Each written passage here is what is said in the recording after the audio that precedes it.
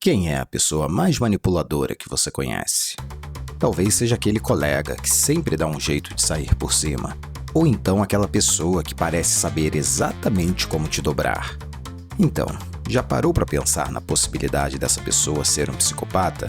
Parece esquisito pensar nisso, mas a verdade é que os psicopatas não estão somente nos filmes ou nas páginas de jornal. Psicopatas raramente são o que esperamos. Grande parte deles não são nem violentos ou assustadores. Pelo contrário, são charmosos, carismáticos e aparentemente confiáveis. Eles são até o tipo de pessoa que a gente admira. Psicopatas são mestres na camuflagem social. No trabalho, eles são os líderes que brilham, os funcionários dedicados, ou até mesmo aquele cara mais introspectivo que fica ali na dele. Fora do trabalho, eles podem ser aquele amigo que manipula todo mundo sem que ninguém perceba. E sabe qual é o pior? Na maior parte do tempo, a sociedade tolera grande parte dos comportamentos dessas pessoas. Em várias oportunidades, a turma até aplaude essa galera. Sem perceber, criamos ambientes onde esses comportamentos prosperam. E se no fundo uma parte desse problema não é culpa nossa? Será que não estamos normalizando demais esses comportamentos? Será que não estamos, inclusive, reproduzindo eles sem ao menos perceber? Será que é tão fácil assim separar os psicopatas de nós mesmos?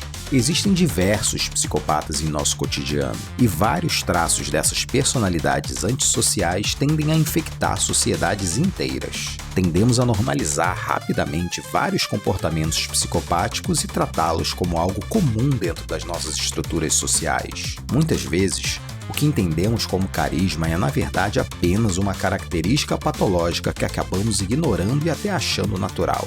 Ao ponderar sobre essa questão, a primeira coisa que vem à cabeça é sobre como lidar com tudo isso sem começar a achar que todo comportamento estranho é um sinal de psicopatia.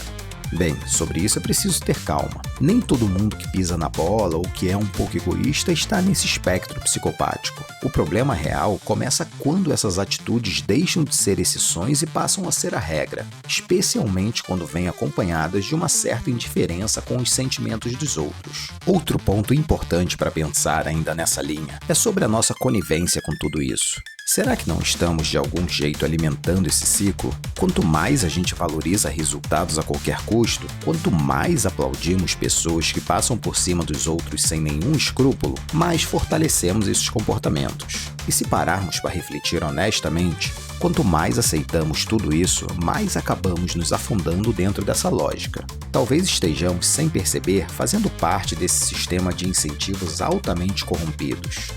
Não é que sejamos iguais aos psicopatas, mas quando a gente normaliza a indiferença, o egoísmo e até a manipulação em pequenas doses, possivelmente nós já estamos jogando o mesmo jogo que os psicopatas jogam.